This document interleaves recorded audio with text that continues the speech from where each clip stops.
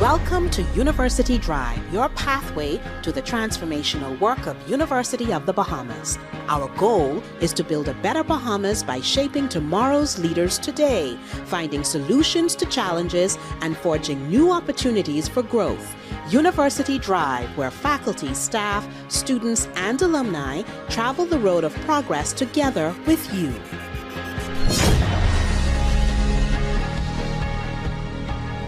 Pandemics, disasters, sustainability, and tourism. It demands your immediate attention, and some might say it begs the question, what is your call to action? Hello, everyone, and welcome to University Drive. Pandemics, Disasters, Sustainability, and Tourism is the title of a new scholarly publication based on research conducted by UB faculty Dr. Ian Bethell-Bennett and Ms. Jessica Minnis, and also their colleague, Dr. Sophia Roll. On this episode of University Drive, our guests are Dr. Bethell-Bennett and Ms. Minnis, here to talk about this research publication. Welcome and thank you both for joining us here on University Drive. Thank you very much, Tamika, for having us on. It's a pleasure to be here. Oh, yes, a pleasure to have you here, I can tell you. And you've returned to us, Dr. Bethell-Bennett, so we're very pleased with that. Why don't you tell our listeners a little bit about your background so that they can understand in terms of your experience and relevance for the discussion that we're having. We'll start with the lady, Ms. Minnis. Yes, I am Jessica Minnis, and I am in the School of Social Sciences, where I teach sociology. And that is a part of the Faculty of Social and Educational Studies. And I've been teaching at the college for quite a number of years and thoroughly enjoy my experiences and sharing what I know with students, and to be able to let them come back and tell me that we still remember the class and they're applying what they're learning, what they have learned in the class. So that makes me feel good. I'm very glad about that. And Dr. Bethell-Bennett, I hear you're one of the popular faculty members on campus because of the rigor of your classes. Definitely popular. My goodness, I could be so popular. I'm based in the School of English Studies. I tend to teach more English 300 and literature courses.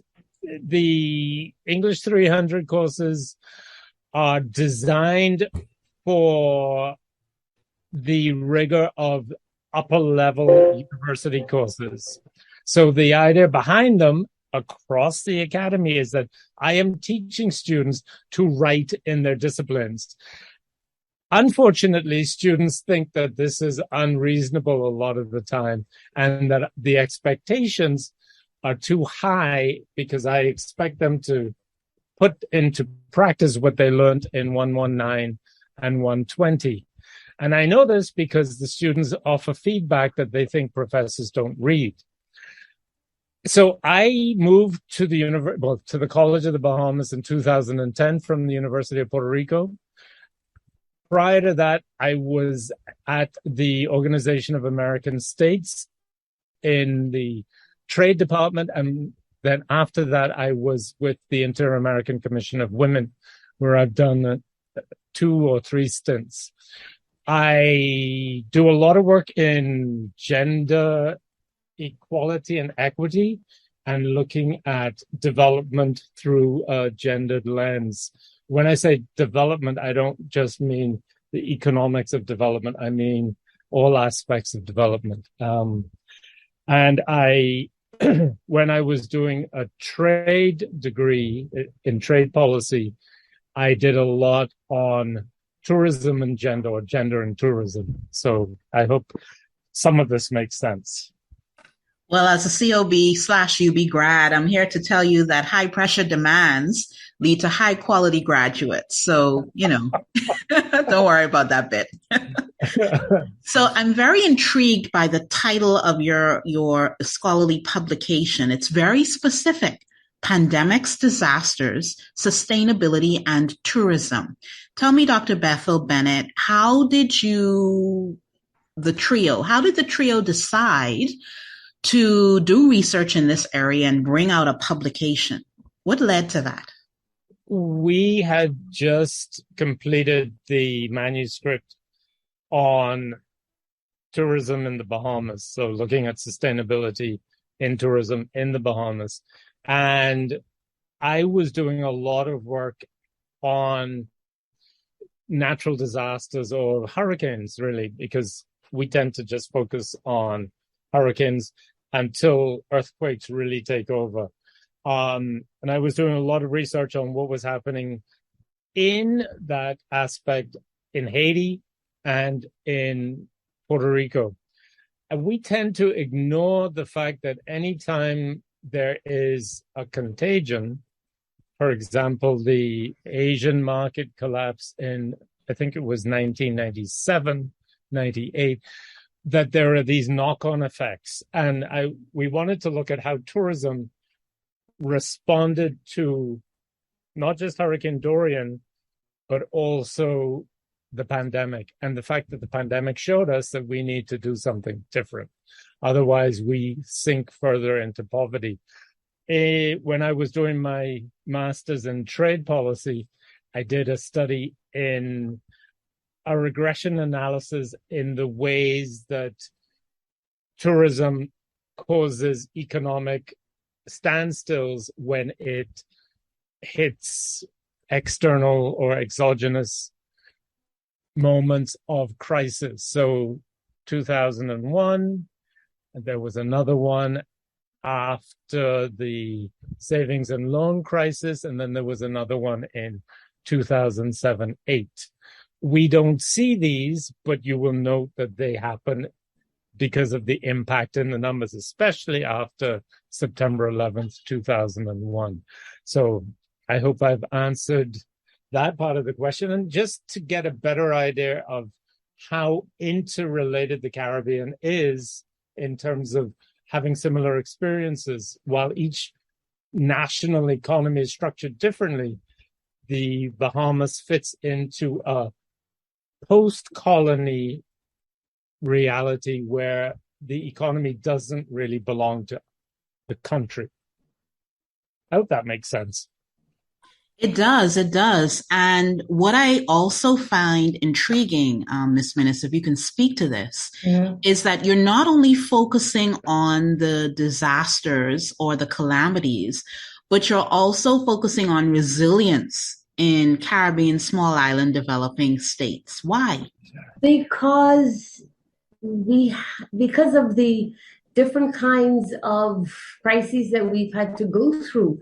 And somehow we've been able to pull out of them. It might take a while, and some have, and some haven't. And then we want to know what kinds of mechanisms were put in place to mitigate against such disasters coming in. We have enough information to share with each other what were the best practices that we might be able to use and other countries might be able to use and share.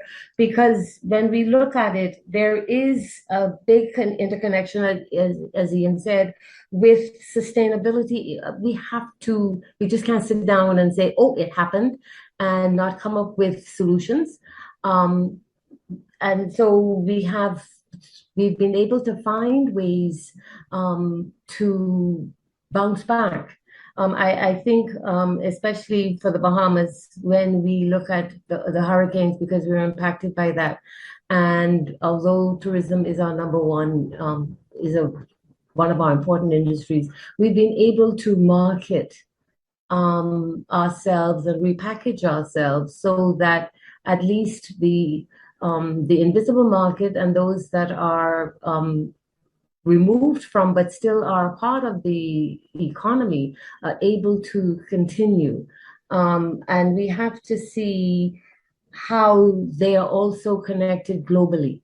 So it isn't just happening to us, it is happening elsewhere. We also have to recognize that some of this is global, and how do we cope? It is not going to change. Sea level rise, we might not in a great way contribute to it, but we are going to be impacted by it. Hurricanes, Dorian was a very good example. It sat over us for, 2 days? That's unusual. I mean, except for the one that happened in Long Island too, or Ragged Island. They're becoming a little bit more. And when you talk to the environmentalists, people don't believe there's a climate change, but even if you don't, when we get to see what is happening, we can't argue it's there, and we have to be able to cope. We have to be able to find solutions and recommendations so that people's lives can continue, because that's the most important thing for governments, that they have to make sure that their citizens are taken care of and that they can meet their needs. And if we get to understand and put some things in place even prior to, then the impact would not be as great. Not saying that is not going to happen, but at least we can lessen it, soften it a little bit, and we then plan and we know what to do, as opposed to waiting for something to happen. But at least we'll have some idea of how we can sustain ourselves. And so this book brought us together so that we can share with to hear what other people in the Caribbean, or academics in the Caribbean, are saying about how they coped, some of the ways that they did. And also we could say, well, we never thought about that. Maybe we should try this, or we could borrow from, or we need to rethink how we've been doing things in the past. And now we can change some things around, get some mindset, get people to see the connections, because it's not going to go away. And as small islands, we are very dependent, as Ian brought out. We are dependent economically on bigger nations. And to some extent, sometimes they contribute to some of the issues that small island states are facing now. But we can't sit back and wait for them to do it. We also have to be able to move forward ourselves. So I'm curious, particularly as I continue to look at the title of this, is there a difference between small island developing states and archipelagic nations? Because, I'm sure that small island developing states share some vulnerabilities, but there are also other things to bear in mind if you're an archipelagic nation like the Bahamas, right? Yes, very much so. Well, okay, so we have a small island developing state like Barbados, which is one landmass. And so whatever is developed in Barbados serves the entire country, so to speak. In the Bahamas, we have to continually replicate structures. And this is a challenge because since the 1960s, we have been encouraging people to move to the capital. So we've been depopulating the outer islands and overpopulating the capital. So these are two very different things, because you have to think about the sustainability and the connectivity. And that was something that we were focusing on with Ragged Island, the project that I work on Ragged Island, because looking at the ways family islands are able to link with the capital and how easy it is to move goods and services across the space. Because one of the big challenges is the connectivity. And especially when you're looking at disaster policy or hurricane policy, there is really no robust policy to address the nature of the Bahamas that will provide for the people who live on the smaller and less populated islands. The small islands, and of course, all the islands are in different stages of development in terms of how far on their economies are and how robust their economies are. And yeah, I think one of our greatest challenges, as Ian pointed out, is the fact that we are an archipelagic nation. And yeah, we have to, the question always comes, well, why don't we put a hospital there? Why don't we put another school there? Why don't we do these? But, and most of our islands, the distribution of the population is so different. And then all of our goods and services are located in New Providence because most of our infrastructure is here. And so that is something that we have to, what the government has to face is making those determinations, how to develop the islands, and should you for an island that might only have 600, but it's a long island, it's a big island, what kinds of facilities do you put in there? And to meet their needs without, disenfranchising them in any way.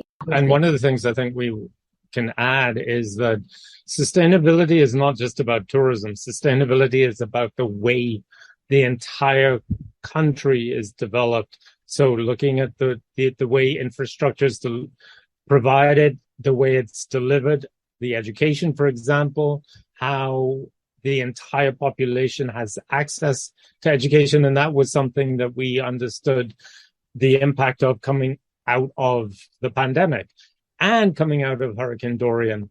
So understanding that in order to have successful business on Bimini, you have to have banking, you have to have infrastructure that allows the locals to participate actively in the economy and not just have hotels with cash points for tourists.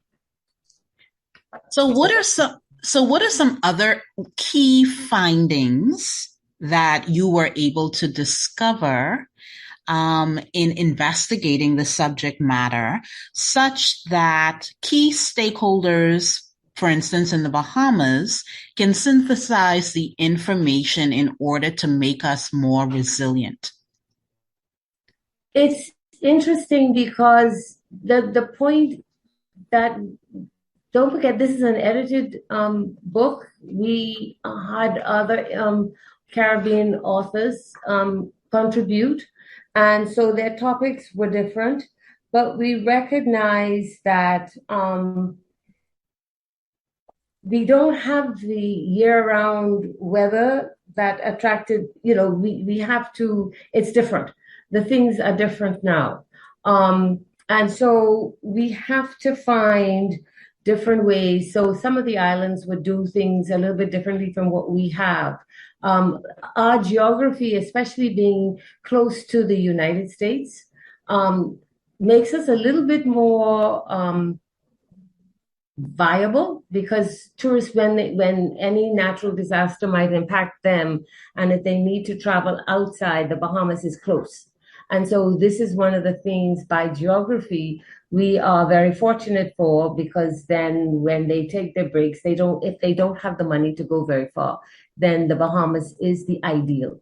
And then of course the climate makes it easier too. And then of course it's the exchange of currency that also makes it easier too. Compared to the other islands that are further down in the south, so they're relying more on, and the history of it is that they rely a lot on agriculture. They also have some other natural minerals that they're able to capitalize on. And so this is what makes us different. And so we recognize the vulnerability. We know that they also say that they have to plan for things. And the other thing that makes it so, we have to think about the psychological well-being of our people, because we tend to just focusing on rebuilding the infrastructure, but we never, some other things we have to look at too is the population and how best, what is their psychological, how their coping mechanisms, and making sure that they are that their needs are met, and that they can move forward. So those are some of the issues that we found that were common through some of the islands that we got our articles, our chapters from, the people who contributed to them. One of the authors titles his chapter "Normal No More" because people continue to talk about going back. We will return to normalcy. There is no normality that will return. We have to move forward, and the forward movement is where we will learn the new lessons, because the economy has completely changed. It is no longer the same economy we had prior to the pandemic. And until we understand that, we will be spinning top in mud. Yeah. And not only, and this is not just for one stakeholder only. This is across the board, both public and private. And so there is the coordination efforts, at least sharing of information, so that people get to know, and without having duplication of efforts, that if we can have a disaster, and this is something that some of the psychologists in the Caribbean are working on right now, some of the disaster preparedness, what are some of the things that we can tell people beforehand, or just let them know that these are some alternatives that you can do in order to one, cope with the loss, because when you lose your house, where are you going to go? And that's one of the key concerns that people have. If they've lost everything, how do they get back up on their feet? So we have to be able to offer some solutions or some recommendations, so that gradually individuals will be able to piece their lives back together. And this is not just for government alone. This is for everybody coming together, all the different agencies that are there trying to help individuals cope in the short term, and then of course moving forward. So these are some of the recommendations and feedback that we're getting from the different authors in the different islands that contributed to the book. Lessons for us all. Yes. I'm glad you clarified that this book actually is a compilation of work from researchers and academics throughout the region. How did you select? How did you select submissions, or how did you invite submissions? How did you decide which ones to feature? We sent out a call for chapters. We said what the purpose of and what we wanted to look at, and we gave them different topics that they might consider. And if they came up with something that was really pressing for them and was of importance in their islands, then they submitted their abstract.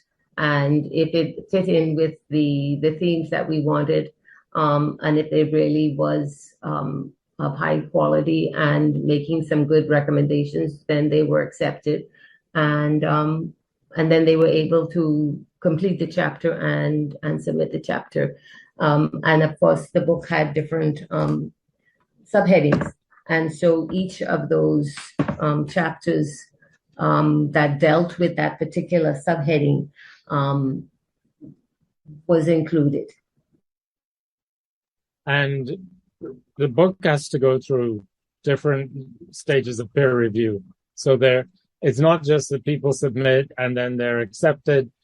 Even at each step, you have a series of peer reviewers that go through the book and see, or the abstracts, and see whether this is something that they want to invest in.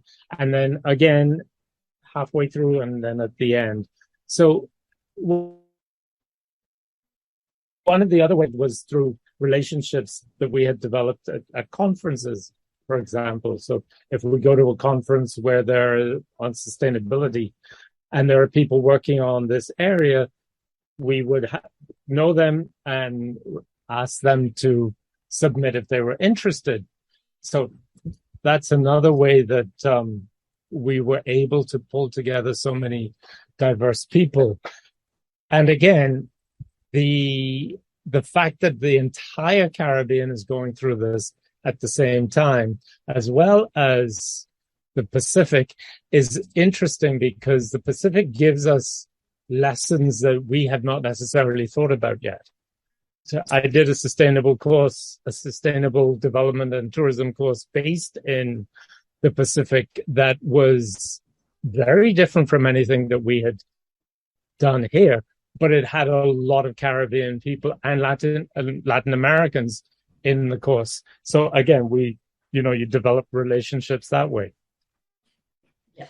And it's good to be aware of different situations and circumstances, right?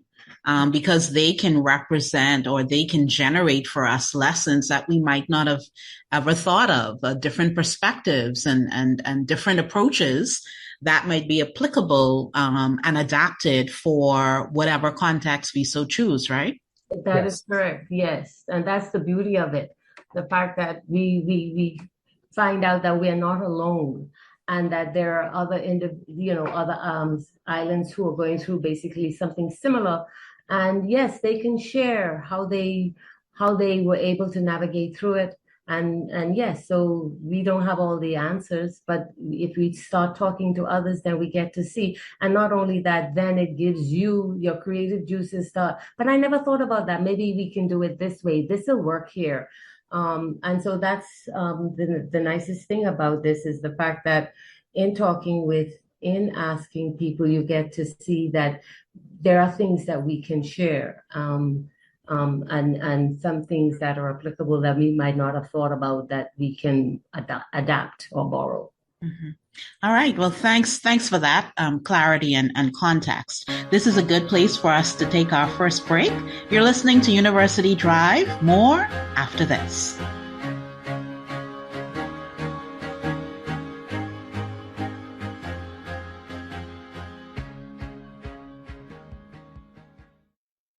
Chapter One Bookstore is your back-to-school headquarters. We are proud to serve the students, faculty, and staff of the University of the Bahamas and the community at large. We are the premier choice for the purchase of university textbooks and supplies, and UB logo apparel, paraphernalia, and gifts. We also carry a wide variety of school supplies, learning aids, and leisure books.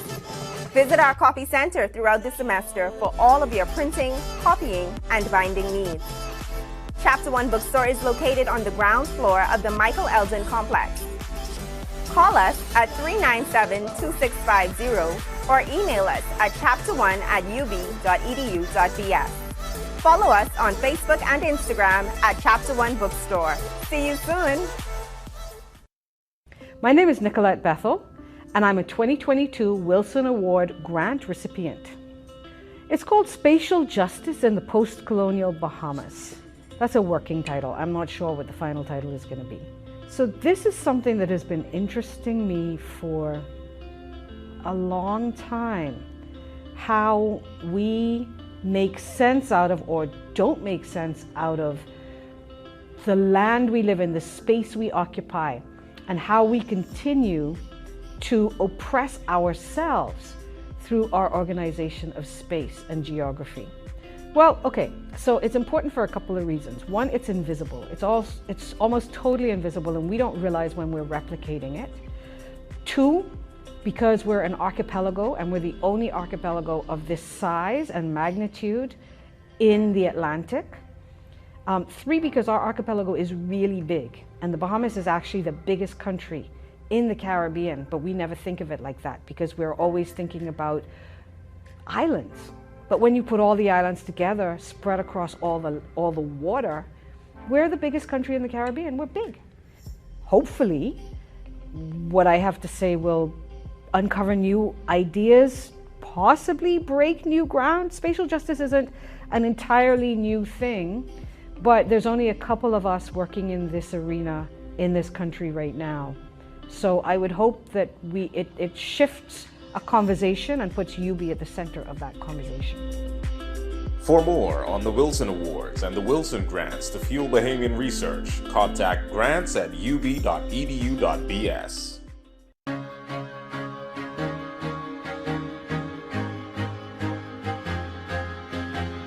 Welcome back to University Drive. We're talking with researchers Dr. Ian Bethell-Bennett and Ms. Jessica Minnis, who have edited a scholarly publication that focuses on pandemics, disasters, sustainability, and tourism. And we're having a very compelling discussion about that. I am curious, though, sustainability and resilience. Are we talking about the same thing? Do they mean the same thing in this context? Well, actually, sustainability it can allow us to become resilient.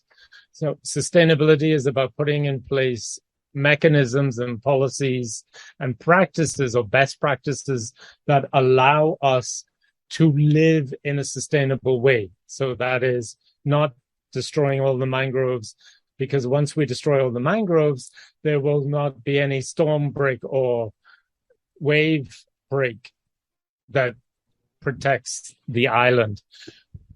And the fish stocks will be depleted because the fish use the mangroves. So understanding that there are sustainable policies, and this allows us to be more resilient because forward-looking policies that don't just sit in the now, they have to look forward to what is going to come. There's a paper that was published on Hurricane Maria in Puerto Rico, and it was called Bouncing Forward. This has happened. Now, how do we go? And if you look at Puerto Rico's recovery from Hurricane Maria, we understand that there are a number of lessons that have to be learned from that experience. And one of them is that people have to understand where they can build and where they can't build. So we can't build in marshes. We can't build in low-lying lands. But we also have to understand that even though we have building codes, those building codes cannot be the same thing between Andros and New Providence, because these are different realities. And I think we have maybe 2 or 3 building inspectors. They can't get around to all the sites to inspect all the jobs. So we have challenges that are not addressed in a sustainable way and that lead to us not being resilient. I hope that makes it somewhat clearer. I agree with what Ian is saying. Sustainability is the fact that we have to be we can't think short term. It's good. We do that. Once it's over, we cannot. I'm not saying that you should always be in a heightened state of alert, but the fact is that we have to, if in order for you to maintain the quality of life that you would like to have, we have to be able to preserve. And we can't think short term. We have to think long term. And this is what, and I guess the 3 good examples for us in this country is grouper, conch, and the lobster. And if we don't understand, and I'm glad we have the different systems in place whereby, open and close seasons, because then your children will be able to have some in the future. Because if we deplete, because we think the ocean and everything else is infinite, but it isn't. And not only, yes, our population is small, but we're not the only ones who are benefiting from what we have. So we have to preserve it. And we can't think just short term, and we have to find alternatives. Not saying that you're not going to have it, but we just have to know that I would like to have this for another 50 years. I would like my grandchild or my great-grandchild to be able to understand or to taste conch and to appreciate it. And it's the same thing with anything we do with the fruits and the vegetables that we have. We have to think long-term. And so that's where the sustainability comes from. And if you destroy it, then what are you going to have? And for yourselves as well. So that is, and the resilience is, how do we bounce back? So you might be knocked down, but you're not going to stay down. And so our islands, so we get to see that, yeah, the pandemic knocked us, but we were able to still bounce back, and we found creative ways in which to do that. And so sometimes these pandemics and natural disasters, if we look at it another way, they just give us a little nudge to remind us, stop being complacent, and that we also have to prepare some things and think about some things differently so that when it does come, we're not scrambling. Whenever we talk about research and new knowledge, I always ask the question about how do we tie the knot between the information generated and impact on policy and outcomes so that it can be put into action. And this is particularly timely and relevant given that we recently observed the International Day for Disaster Risk Reduction, and there's said to be this heightened focus right now on increasing the capacity for the Bahamas to prepare and manage and execute disaster risk reduction. So how do we tie that knot between research information and impact on policy and outcomes and procedures? One of the things that we really have to do is actually make policy real. Policy can't just be something that we think works for New Providence or for Nassau. It has to be holistic across the board. How do we get food from here to there? What is the policy that addresses the food scarcity on some of the out islands? The policies that we seem to have are too reactionary. They don't show long-term sustainability, nor do they allow resilience to come about. And in order for that, like you say, you have to join up the research and the reality. So one way of dealing with post-disaster violence is that you, as Jessica was saying, you mitigate against the psychosocial and the socio-psycho impact of the disaster by having service within the communities. So you have to have decompression. We have ignored that aspect of the post-disaster or the post-natural event recovery. And I think the other, and it's coming, and I think it's coming because we were at that point where these crises were coming kind of frequent, and we are now realizing, because of the research, because of the events that unfolded, then we are coming to recognize that. And so communities, it's good. We need to build that community relationship where you train individuals in the communities to be able to address their issues.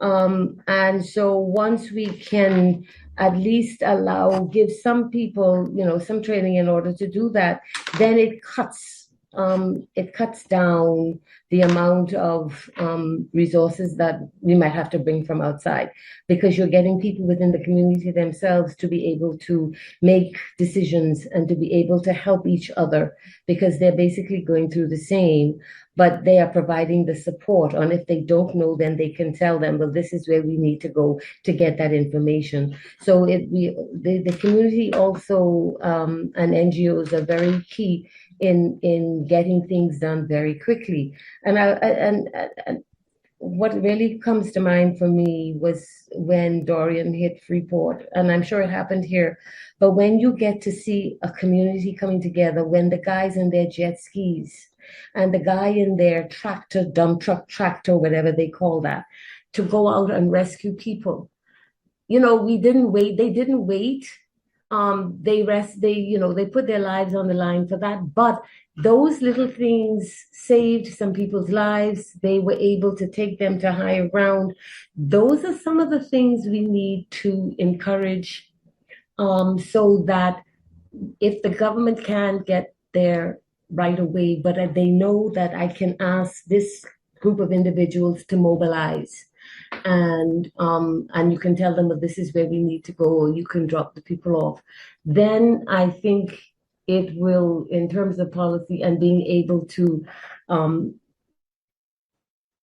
help us get out of the crisis a little bit earlier and to be able to move forward in terms of resilience. Those are some, and it's just little things sometimes that are needed, not something sophisticated, but those little gestures certainly helps with recovery. It helps people psychologically to know that, my neighbor is there. I can use this to get things done. And you don't have to be, if you train them efficiently and sufficiently, then it reduces. It's not going to put a stop to it, but it certainly helps tremendously when people. Go ahead, Ian. One of the other things that really needs to be built on is response to the event. After the event, we cannot think that people they're just going to bounce forward. They're not going to bounce back. They have to bounce forward. And when people just want somebody to listen to them, to hear them, and they can pick up and move on. So it's not just about, providing professional, as Jessica's saying, providing professional care. It's about allowing people to speak, not silencing those people with official discourse that basically takes the air out of the room and you leave people without any kind of expression. The community has to be able to articulate its loss. It has to be able to mourn its loss, and it has to be able to mourn with the ability to heal. These are huge parts of recovery, and that is resilience. So I hope I make sense there. When we don't recover, the violence and the anger fester and grow. And this is one of the challenges that we are seeing.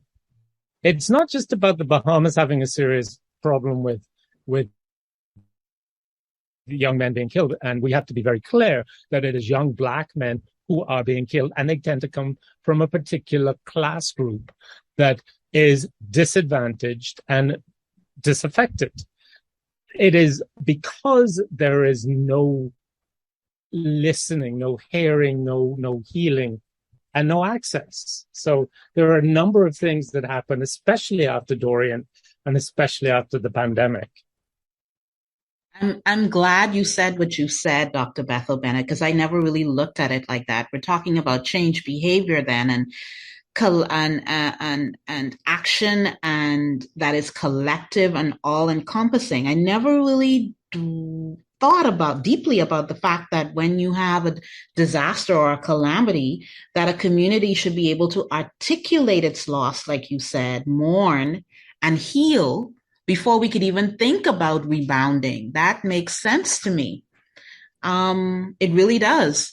So in the publication, what are some of the specific disasters that are being examined, and where? So we've had some, after the COVID-19 crisis, we've had two out of Jamaica. And it was one of the topics was adaptation amidst unprecedented change, the impact of COVID-19 on the accommodation worker in Jamaica. And, the things that they went through, how did they cope in their jobs and what they're expected to do, and loss of jobs, and how do they support themselves out of work? Because, the tourism industry was hit hard. So that's a cycle, you're going to work, you had a permanent job or you had a steady job, and then all of a sudden you don't know where your next income is coming from or your next meal is coming from. And so, it was, how do they cope? Do they ask for members, and they had to borrow money from individuals? And it was just that being locked up played a part on the individual. So this was some of the things. And then we looked at the community-based tourism in Jamaica, because you're looking at, you have the big hotels and everything like this, and then when the tourists come, they looking at their community as a different way, and so they want to be able to control, and they want to be able to say, well, come and see me where I live, and what the nicest things about my environment. And then of course, as Ian mentioned before, dispossession. Disasters bring dispossession, earthquakes and floodings and volcano eruptions down in the Caribbean. We don't have that, but they've gone through that, and so where do they go? And so you've been living in an area for so long, and then all of a sudden an earthquake comes, you have to move. Where do you move? And that's something, psychologically people have to deal with, because you can't go back to that area for a while. That's a disaster area. You're looking at volcanoes, and that, that impacts a person psychologically. Your land is not there. Your house is not there. All that you knew has been wiped out. And so where do you start? And so these are some of the topics that our authors addressed, and some of the ways that people were able to cope with that. But the whole thing about accumulation and dispossession, and the ways that people went about trying to deal with and cope with, and having possibly to start all over again and to relocate because the familiar that you have is no longer there. One of the areas that the book didn't cover, but has been documented repeatedly, is the volcano in Montserrat and the impact of that on the people from Montserrat, who are British, but were discouraged from moving to Britain. So much like many of the Anglophone Caribbean people, home, or their political economic home, is Britain, because Britain has dominated this geopolitical space for a long time. What people forget is that in the wake of direct colonialism, you have residual colonialism. Mm-hmm. And unfortunately, the responsibility is not borne often by the colonial or the former colonial power. In many cases, that colonial power remains the colonial power. And we get into the whole way that the Montserratians have to abandon their island or move to the other half. But again, like Jessica was saying, where do they go? How will they rebuild? They have to rebuild completely in a different place. They can't go back to where they were because there is no back there anymore. So they have to move to Britain. Eventually, Britain opted to allow them entry. Then you have the Windrush generation and the impact that the neoliberal policies in Britain are having on them. And then after Dorian, Maria, Irma in the Caribbean, we see the accumulation of land that was damaged in the storm by large international interests or conglomerates, and the dispossession of small local communities, and the fact that their lives are completely wiped out by the acquisition of land through emergency mechanisms. Yeah. And the other thing that what really surprised me is the fact that real estate becomes very popular after a disaster. And this is, and I thought, wow, that investors from outside are then calling to find out the price of the property. Can they buy this piece of land? And people are going through, and the thing is, they figured that they could buy this for a little next to nothing.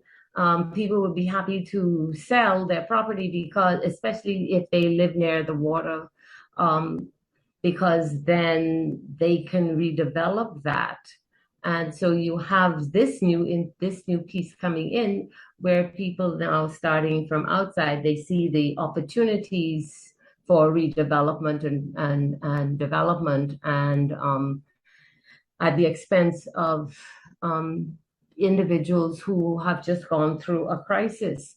So that's also a part of this dispossession, and it's kind of people wanting to buy because they know that people might be in need of finances, but they recognize the value of the properties, and so therefore they might be willing to sell. So real estate booms too in after a crisis, and usually it's for some form of tourist development. You both have been sharing so much with us that's food for thought and gives us cause to pause and reflect. Our time is winding down. It is amazing how quickly time flies. So as we wrap up and wind down now, what's next in terms of the scholarly publication that you've produced, because this is a body of work. So what's next as we invite you both to give us your wrap up comments? Well, I hope that this book will start the discussion, reignite, continue what we already know, what you hear about, and to know that there are other islands like us who are going through the same. Our leaders go to United Nations and other on the environment, and we are talking about the same. So we need to continue the discussion. We need to make people aware, and not to say that we are alarmist or anything, but we also need to see the connection between, because we now live in a globalized environment. So what happens elsewhere impacts us too. Just think about, the war in the Ukraine. Yes, they're thousands of miles away, but subtly, we start talking about grain and food shortages and prices going up. So we have to now widen the discussion, be aware, be more in tune to things that are happening around. And so I'm hoping that the publication that we have spurs those conversations and also encourage us to put some things in place. And I'm glad to see the government, having agriculture, having, these little backyard farmer kits that people can have and start, and just encourage us to. And it's nice to be able to say, I grew that tomato, I grew that that lettuce, and it helps with your food bill as well, eventually. So, yeah, and to know that small islands are different, archipelagos are different from one landmass. And America has been around for a very long time. Europe has been around for a very long time, so that they already have the resources and the monies. People will say, yes, built on us. But we have to be able to also not wait and expand our opportunities for ourselves, and especially for the young people too, because we have to leave something for them, and we have to give them the tools in which to carry us forward. Well, thank you, Dr. Bethell-Bennett. I think one of the big takeaways, or the focus that we need to have more of, is looking at the way globalization is really not necessarily constructive for small island developing states, because it creates such rampant contagion. In the Asian economic meltdown in the late 90s, they used the term Asian contagion. It wasn't actually an Asian contagion. It was a contagion that globalized mechanisms had allowed to develop. The same thing with the pandemic. It's not about this particular person doing it. It's about the way globalization has unevenly developed the world and allows a particular facility of movement within a particular group, and it disallows other mobility. So we're talking about immobility of small island developing states and their residents, whereas the hypermobility of first world or developed nations and the global capital that they inject around the place, and so negatively impact what is already seen as uneven development. And my artistic work looks at that in the way that it causes cultural erasure. So I think that's kind of where we need to start looking and creating policies that respond to that. Well, I'll tell you one thing. There is room for so much more discussion and examination and scientific research on these matters. I want to thank you both for joining us here on University Drive. Thank you to our listeners for sticking with us for this episode. I also want to remind everyone to stay connected with University of the Bahamas by visiting www.ub.edu.bs, following us across all of our social media channels, follow, subscribe to stay connected with us. I'm your host, Tamika Lundy. This has been University Drive.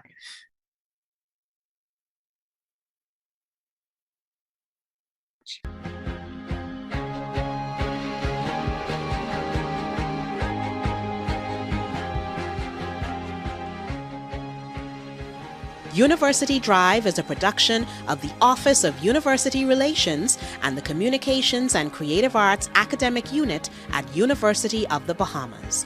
All rights reserved.